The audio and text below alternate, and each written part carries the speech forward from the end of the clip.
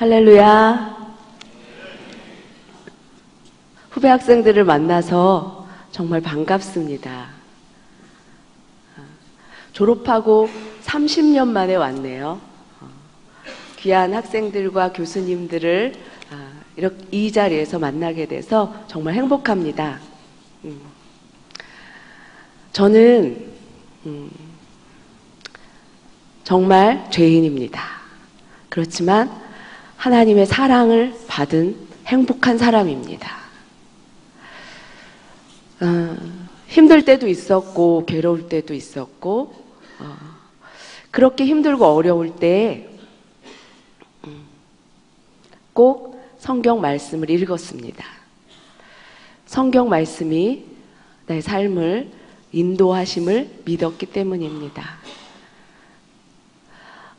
제가 여러분들과 똑같이 들리고 말할 수 있는 아이로 태어났었습니다.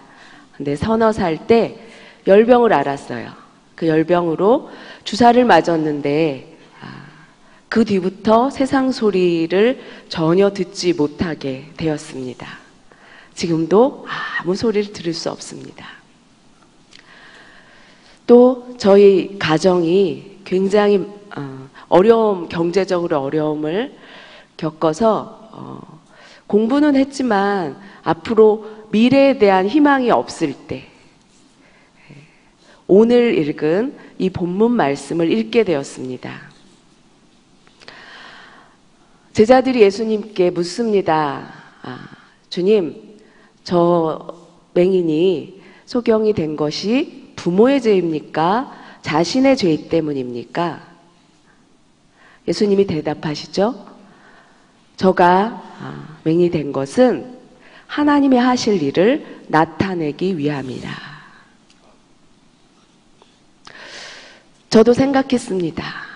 나를 농아인으로 만드신 하나님께서 나를 통해서 하나님의 일을 나타내기를 원하실 것이다라고. 그리고 기도했습니다. 하나님 써주십시오.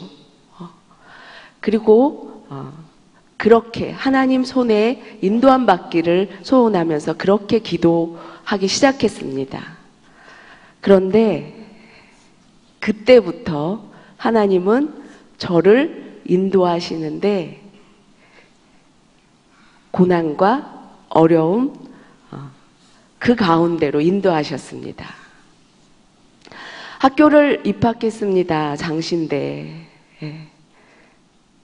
그 옛날 제가 1984년도 이 학교에 입학할 당시만 해도 장애인들 하면 귀신 들린 사람들 또는 뭔가 부족하고 연약한 사람들이기 때문에 주의종으로는 합격시킬 수 없는 그런 사람들 종류로 생각을 했습니다. 제가 84년도에 이 장신대에 합격한 것은 하나님의 역사였습니다. 하나님의 일하심이었습니다. 면접 때 교수님이 성적은 되지만 농아인으로 어떻게 들어와서 공부를 할 수 있겠냐고 안 된다고 했습니다.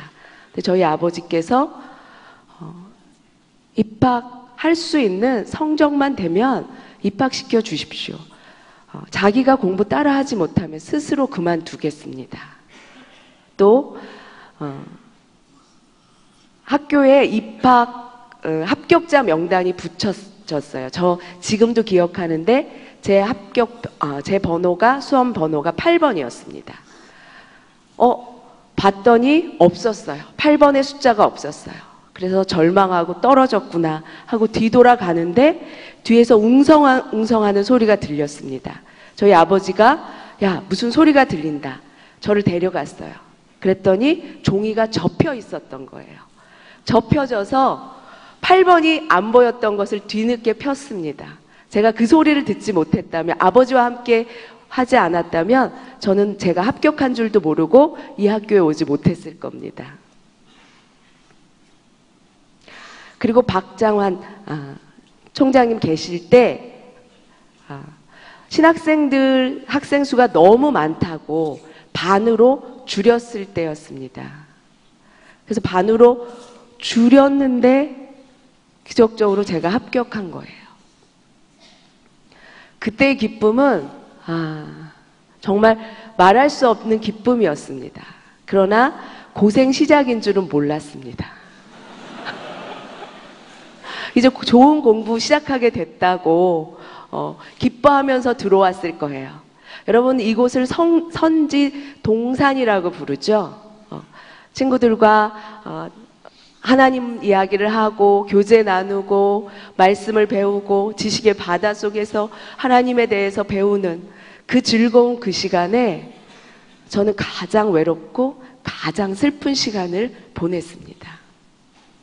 그 당시에는 청각 장애인, 농아인이 들어왔다고 수화통역사나 대필자나 속기사, 도우미 제도가 전혀 전무할 때였습니다.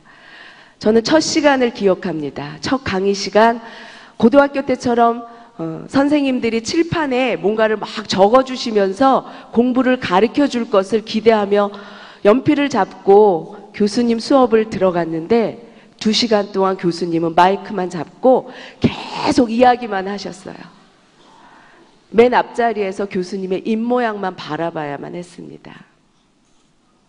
정말 포기하고 싶었습니다. 내가 앞으로 강의도 듣지 못하는데 2시간, 3시간을 어떻게 앉아 있을 수 있을까? 제가 할 수 있는 일은 기도탑에 올라가서 기도하는 것밖에 없었습니다.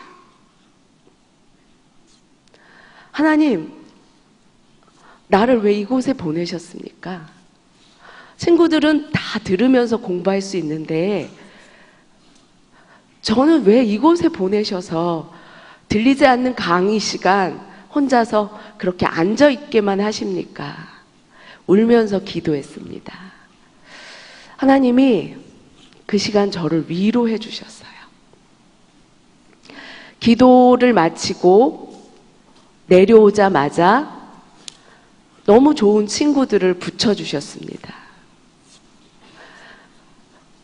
듣지 못하고 말하지 못하기 때문에 나는 안 들리니까 나 좀 도와줘라고 감히 내가 먼저 친구들에게 도움을 요청하지 않았는데 그 친구들이 먼저 와서 강의 시간 내내 저 대신 강의 내용을 적어주었습니다. 여러분, 이곳에 왜 오셨습니까? 성공하기 위해서? 좋은 목회자가 되기 위해서? 정말로 좋은 목회자는 하나님이 함께 하시는 그 광야를 경험해야만 만들어질 수 있다라고 생각합니다. 저에게 이 장신대는 광야였습니다.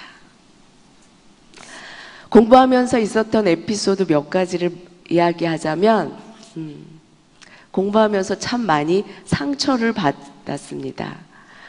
세상 살면서 받았던 그 아픔과 상처 많이 참았는데 학교 공부하면서 받은 상처는 정말 더 힘들었어요. 친구 몇 명이 모여서 함께 중보기도하는 모임이 있었습니다. 저도 기도하고 싶어서 그 중보기도 모임에 들어갔습니다. 서로 돌아가면서 기도 제목을 나누었어요. 제 차례가 되었을 때 너는 기도 제목이 뭐니? 나 공부하기가 많이 힘들어. 하나님이 지혜와 명철을 주시기를 기도해 달라고 부탁했습니다. 그랬더니 한 친구가 야, 그거보다 우리 에바다를 위해서 기도하자. 네 귀가 열리면 되잖아. 그러면 공부 도움 받을 필요도 없이 공부할 수 있을 거야. 대학까지 온 친구들이니까 그 영역이 굉장히 셀 것을 기대했습니다. 그래서 제 몸을 맡겼어요. 어떤 친구는 머리에 손을 얹고, 어떤 친구는 제 귀에 손가락을 집어넣고, 어떤 친구는 제 어깨를 잡고 기도하기 시작했습니다. 그 기도 소리는 들리지 않았지만 정말로 간절하게 기도하는 것이 그 진동으로 느낄 수가 있었습니다. 기도를 마치고 친구가 물어요. 들리니? 야, 용희가 들려? 들려? 아니, 실패였습니다. 다시 한 번만 하자. 근데 저는 싫었어요. 너무 친구들이 열심히 기도해주는 바람에 고문 기계 속에 있는 것 같았어요. 그렇지만 정말 간절히 듣고 싶었습니다. 그래서 한 번 더 간절하게 기도하기 시작했습니다. 들리니? 아무 소리도 들리지 않았습니다. 거기서 끝났으면 좋았을 텐데, 야, 너한테 든 귀신이 정말 센가 보다 하는 친구의 마지막 입모양을 읽고 말았어요. 성경에 벙어리 귀신이라는 있는 것처럼 저에게 귀신 들렸다고 한 친구의 말이, 귀신 들린 사람이 어떻게 주의 종이 되고 어떻게 하나님의 말씀을 듣고 설 수가 있나, 아무것도 손에 잡히지 않았습니다. 그래서 학교도 공부하는 것도 다 버려두고 기도원을 올라갔습니다. 하나님과 정말 사생결단, 야곱이 씨름하는 그 심정으로, 하나님, 제 귀가 열리지 않는다면 저는 신학대학에 다닐 아무 이유가 없습니다. 밤새도록 정말 간절하게 하나님 앞에 들을 수 있기를 기도했습니다. 야곱이 씨름하듯이. 그리고 하나의 의심도 없이 나의 간절한 기도를 들어주실 줄 믿습니다 하는 마음으로 돌을 가지고 던졌습니다. 탁! 돌 굴러가는 소리를 간절히 듣기를 원하면서 아무 소리도 들리지 않았습니다. 나무 막대기를 가지고 막 두들겨 봐도 저의 귀에는 아무 소리가 들리지 않았습니다. 아, 하나님이 나를 버리셨구나. 다른 수많은 기도 응답을 받았다는 사람들 간증을 들었지만 하나님은 내 기도를 듣지 않으시는구나. 절망하고 집에, 기도원에서 내려와 집에 있을 때 우울해서 어떻게 할까? 학교를 그만둬야 되나? 어떻게 해야 되나? 성경 말씀을 폈습니다. 요한복음 1장 12절 말씀을 읽게 되었는데, 영접하는 자, 곧 그 이름을 믿는 자들에게는 하나님의 자녀가 되는 권세를 주었느니라. 그 말씀을 읽는데 그 말씀에서 눈이 멈춰지는 것입니다. 더 이상 그 앞으로 나아갈 수가 없었어요. 근데 하나님이 제 마음속에 말씀하시는 것 같았습니다. 용희가, 여기에 들리지 않은 자는, 보지 못하는 자는, 가난한 자는 안 된다는 말이 있느냐? 없습니다. 건강하지 못한 자는 안 된다는 말이 있느냐? 없습니다. 너는 내 것이다. 너는 내 아들이다. 그 순간 하나님이 저에게 임하셨고, 또 나는 귀신 들린 것이 아니야, 나는 하나님의 자녀다 선포할 수 있었습니다. 그리고 하나님의 크신 사랑을 깨달았습니다. 여러분들도 하나님의 사랑으로 하나님의 자녀되어 살고 있는 하나님의 귀한 자녀들입니다. 이 세상에 연약한 자도, 가난한 자도, 신체적으로 부족하여 장애를 입은 사람들도 하나님의 자녀들입니다. 하나님은 이 세상 모든 사람들이 하나님이 알기를 원하십니다. 저처럼 듣지 못하고 말하는 사람들도 하나님의 말씀을 듣게 하기 위해서 저에게 주의 종이 되는 길을 걷게 하셨습니다. 하나님의 주신 이 수화로 하나님의 말씀을 전하게 하셨습니다. 하나님은 이 세상 모든 사람들이 하나님을 알기를 원하십니다. 그렇게 공부를 다시, 그 어려운 공부, 광야길을 다시 가기 시작했습니다. 신대원을 입학했어요. 성적은 점점점 떨어지고 아무리 노력해도 남들만큼 공부를 할 수가 없었습니다. 한계에 부딪혔습니다. 그래서 다시 하나님, 저 좀 내버려 두세요. 나를 붙잡지 마시고 그냥 세상 가서 열심히 돈 벌어서 하나님 선교하는 일에 열심히 헌금하면서 살겠습니다. 저를 포기해 주세요. 그렇게 기도했습니다. 근데 하나님이 또다시 조용한 가운데 저의 이름을 불러주셨습니다. 용이가, 네가 공부하는 거 힘든 거 내가 다 안다. 많이 힘든 거 내가 다 안다. 그런데 꼴찌를 하더라도 포기하지 마라. 포기하지 마라. 포기하지 마라. 내가 너와 함께 해주겠다. 그렇게 말씀해 주시는 것 같았습니다. 하나님이 일하심이 어떤 것일까요? 이곳에서 공부하는 것이 광야같이 힘들 때 하나님은 저와 함께 동행해 주셨습니다. 그리고 네가 어디를 가든지 내가 너와 함께 해주시리라고 약속해 주셨습니다. 여러분, 제가 이 말씀을 준비하면서 부흥이 뭔지 하나님께 물어봤습니다.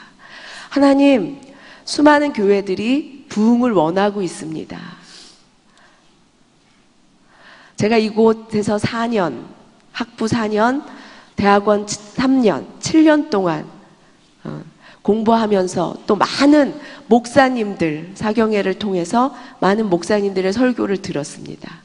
그리고 지금까지도 수많은 목사님들의 설교를 들었습니다.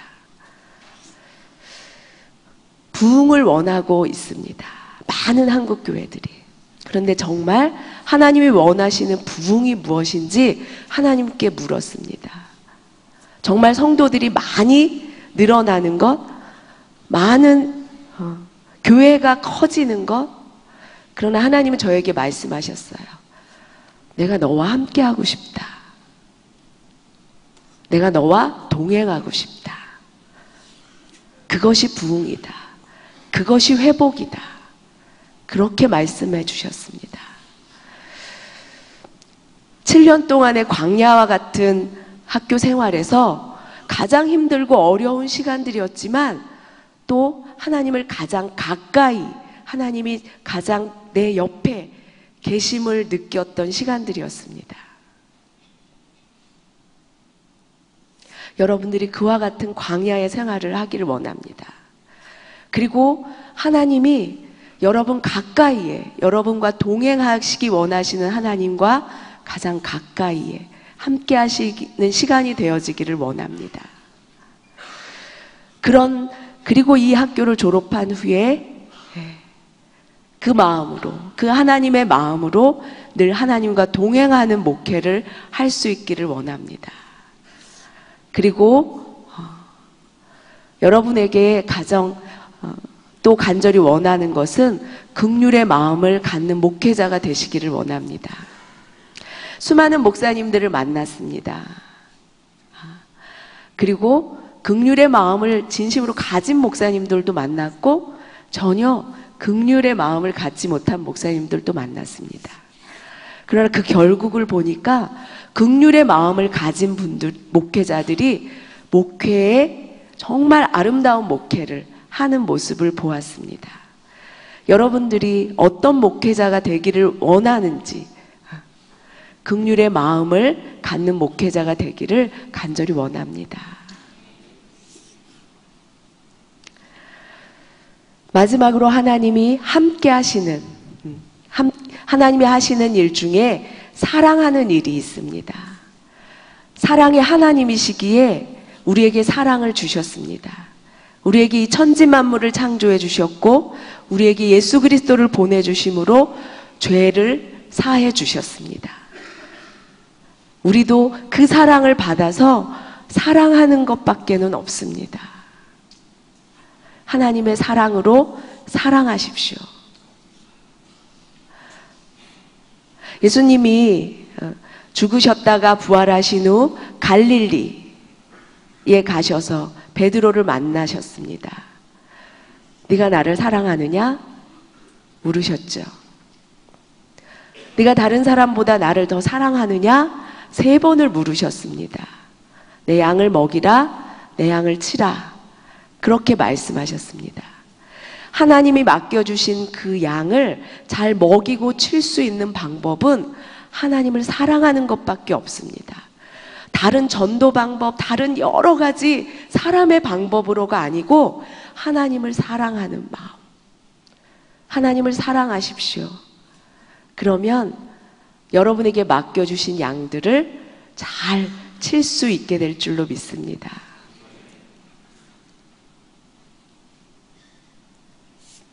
마지막으로 이야기 하나를 하고 마치겠습니다. 제가 아는 농아인 선배 중에 1970년대에 살았던 농아인 선배가 있었습니다. 텔레비전을 그 당시에 1970년대 가지고 있는 거는 굉장히 부자만 가지고 누릴 수 있는 특권이었어요. 요즘으로 말하면 컴퓨터보다도 더 귀한 거였습니다.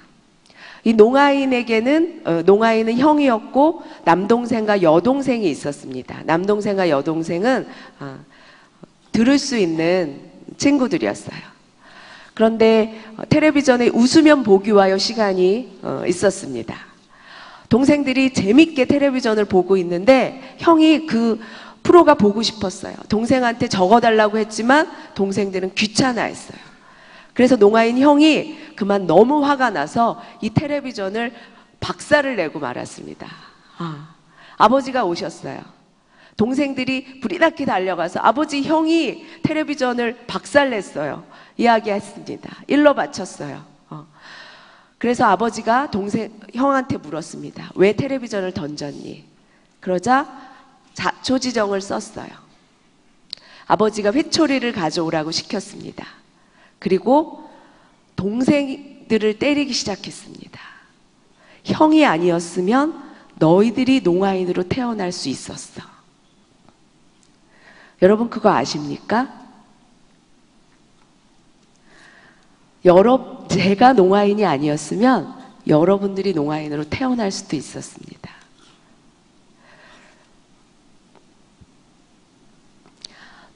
형 대신, 텔레비전을 망가뜨린 형 대신 동생들의 종아리를 때린 그 아버지의 마음, 그리고 동생들에게 아버지가 이야기합니다. 형은 너의 형이야. 우리는 가족이야. 너희들이 형을 도와줘야지. 그 동생들은 생각했습니다.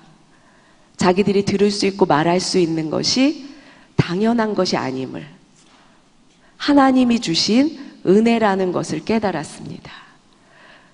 그리고 그 다음 웃으면 보기와요 시간이 돌아왔을 때 동생들은 그 형을 붙잡아 놓고 자기들이 보고 들은 것을 열심히 적어주기 시작했습니다. 여러분 주위에 있는 어렵고 힘든 장애인 대신 여러분들이 건강하게 태어났음을 기억하시기 바랍니다. 거저 받은 거 거저 나눠주시기 바랍니다. 하나님 참 감사합니다. 부족한 이 종을